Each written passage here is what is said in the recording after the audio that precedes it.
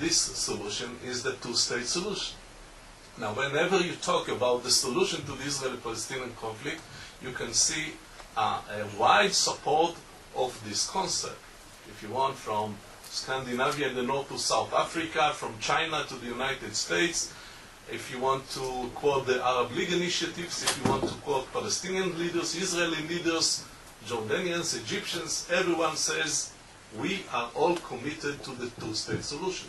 So the general solution is not only known, but fully acceptable by everyone. There is so little space in Gaza that you cannot invest in anything, you cannot build any infrastructure because there is no land for infrastructure. For example, if you want to build a seaport in Gaza, you cannot do it. Why you cannot do it? Suppose you find a place along the very narrow shore of Gaza, but a big seaport in Gaza will have a terrible influence, environmental influence, on the Israeli coast. So from the Israeli point of view, it is unbearable, not because of security problems, but because of environmental problems. So Gaza cannot be part of a viable state. So Gaza should be much larger. So what can we do? There is a principle that is agreed, that as part of the two-state solution, there will be a swap between Israelis and Palestinians. Israel needs much more land in the West Bank. We'll talk about that in a moment. The 67 line is unacceptable from the Israeli point of view. And I'll talk about that in a moment. But also the Palestinians cannot live in Gaza. So why can't we have a multilateral swaps between the countries? Israel, Jordan, Palestine, and Egypt. Let's talk about Egypt in this regard.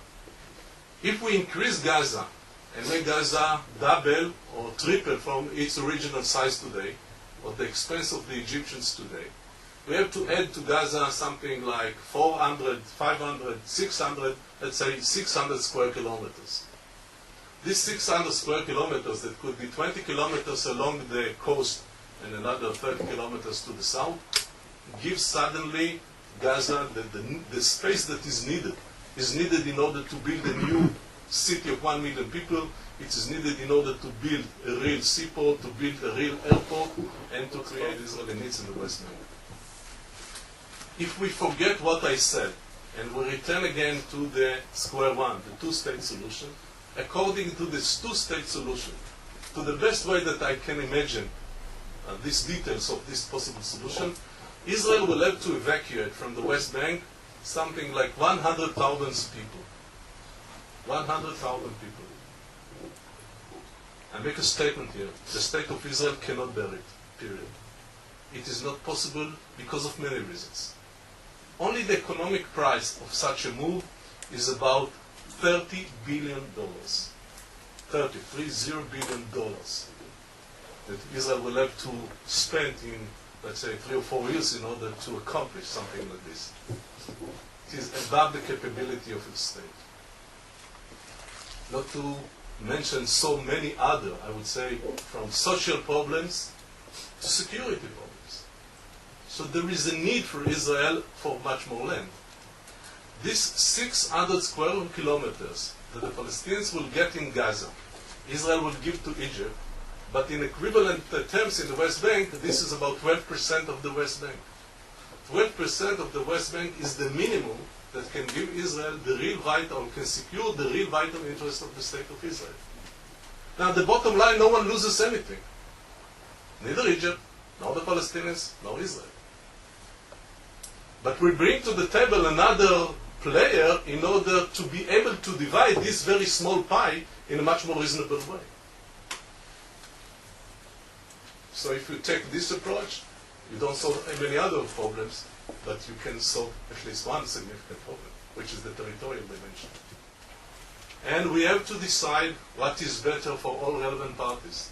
Either to stay more or less in the same situation, to try to manage the conflict, to improve the lives, to improve certain arrangements, to hope for better life someday, better circumstances. It can take 10 years, 15 years, who knows.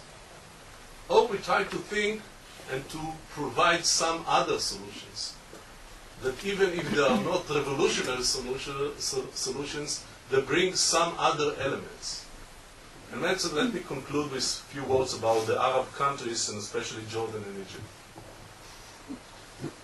When you ask direct question, the Egyptians, the Jordanians, other Arab countries, the question is, are you interested in the solution of the Israeli-Palestinian conflict? What is the answer? Yes. Is it your interest to solve the Israeli-Palestinian conflict? The answer is yes. Now, what is the definition of an interest? Interest is not only something that you want it to happen. This is a wish. Interest is something that you want it, and you really want it, so you are ready to pay something in order to get it. So far, the only thing that Israel could hear from the Arab world is, yes, we are supporting the two-state solution. We want it to happen. But what exactly is the contribution of the Arab world for this? What kind of more proactive role you're ready to take in this situation? You cannot see or you cannot hear very many things. Now, the Arab world can offer many things, but they should offer what is missing to this problem. And what is missing, as I said, is either territorial problem is one thing that the Arab League can, or the Arab countries can contribute, even if they get it back, as I said, by these trilateral swaps.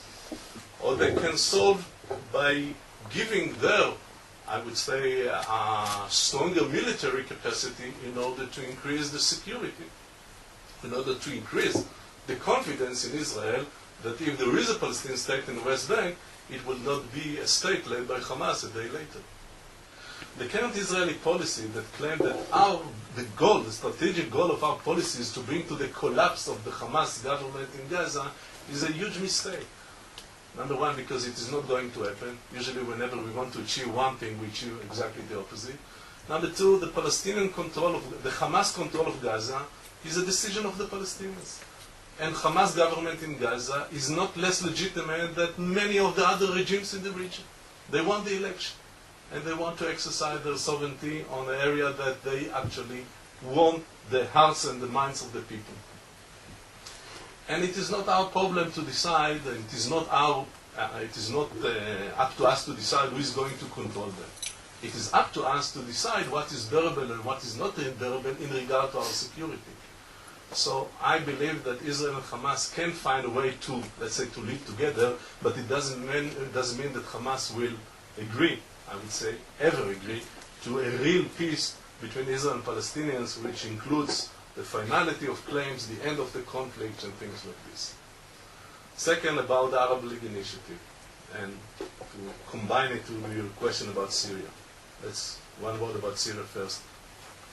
Contrary to the Israel-Palestinian conflict, if you ask me the question, is it possible to achieve a peace agreement between Israel and Syria, the answer is yes. It doesn't necessarily mean that Israel should want it, because everybody understands the nature of this peace. In other words, if Israel gives up completely the old Golan Heights, I believe that a peace can be achieved. Should we want it? I'm not sure.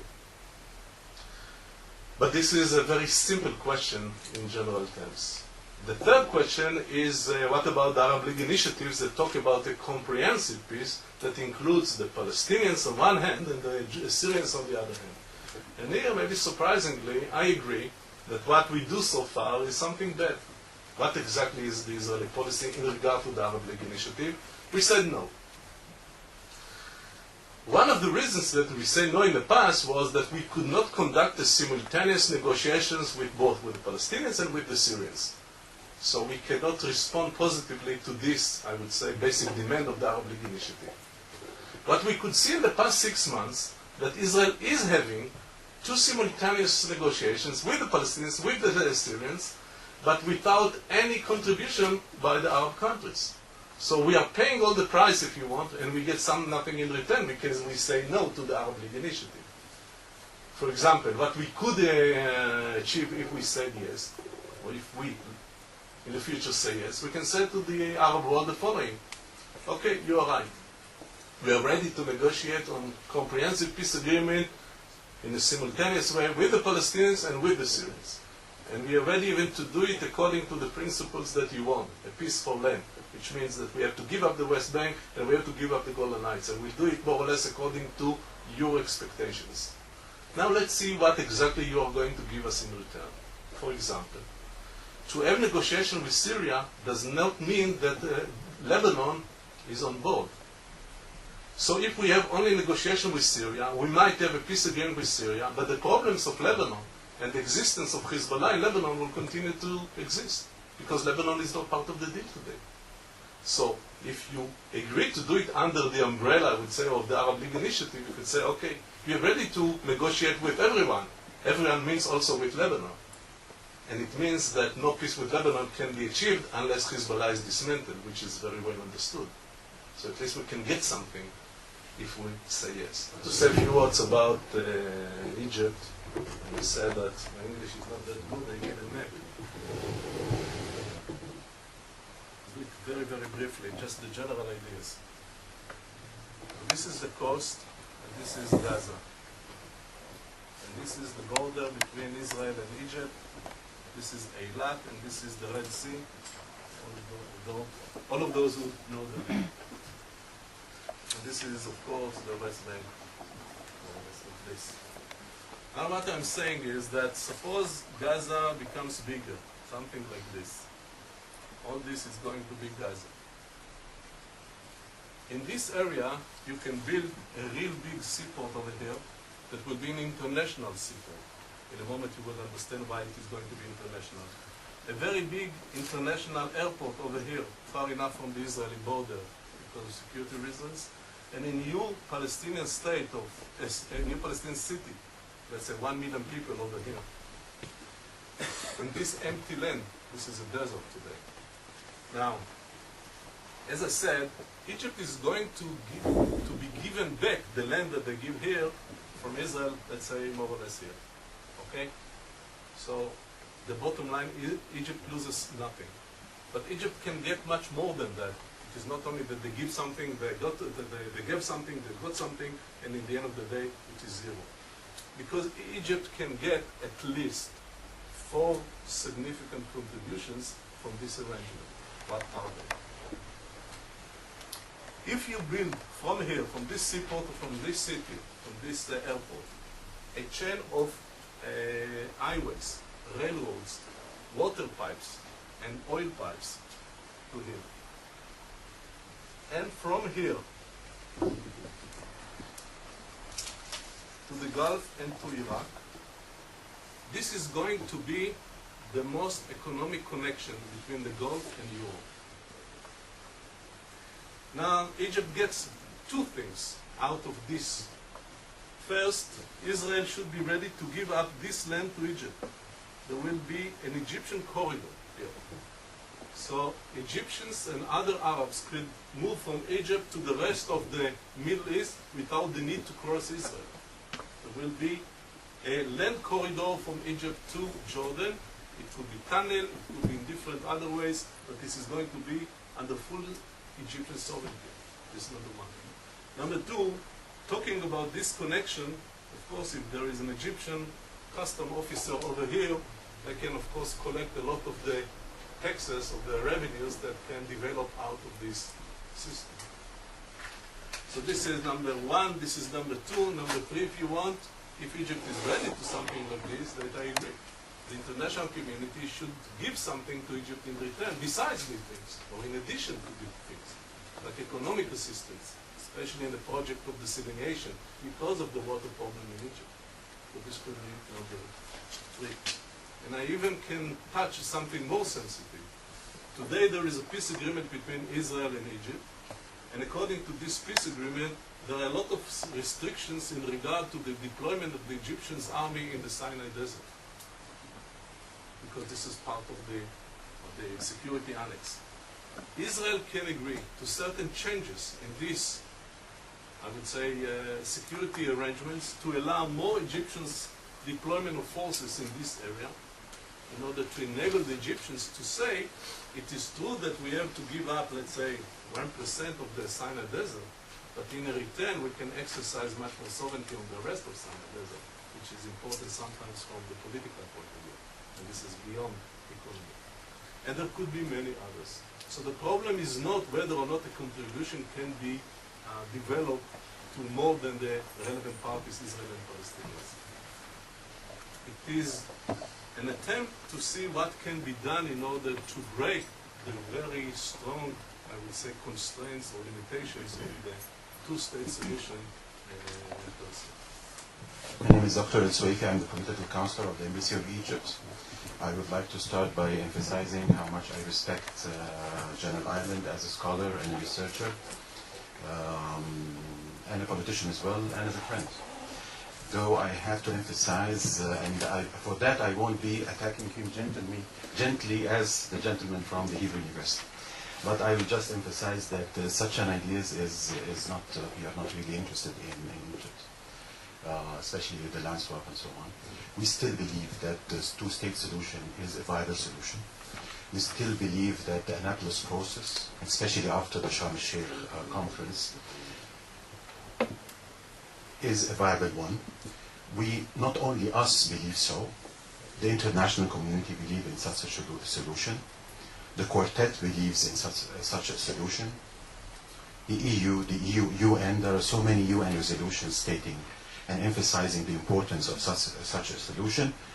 So until and if such a solution is not we are not being capable of implementing it, maybe at that time such proposals, whether imaginative, realistic or non-realistic, should be. What I try to explain is that the ordinary solution cannot guarantee, cannot give Israel a solution for the West Bank, because Israel cannot, even for really physical, economic reasons, not to mention security ones, Israel cannot give up 97-98% of the West Bank, period. It is not possible. Maybe it could be possible 20 or 30 years ago, it could not be possible today, and there is no way that politically such a decision can be made. So this, I would say, the Egyptian territorial swaps here aim to at least to change this matter, and the difference between 12% of the West Bank and 2 or 3% in terms of how many people we have to remove, the figures change from 100,000 to less than 30,000, and it makes a change. So I'm not saying that it solves many other problems, but it can solve at least this problem. In a moment. The first proposal that I spoke about is more revolutionary, I would say, because it is based on the assumption that there is no room for another country in all the consequences of another country between Israel and Jordan, or between Israel and the rest of the Arab world. And maybe time has come to return to the situations that existed in '67 and not only to the borders, which is in a way very revolutionary. On the other hand, it is very conservative, because I'm talking about a situation that almost existed 40 years ago.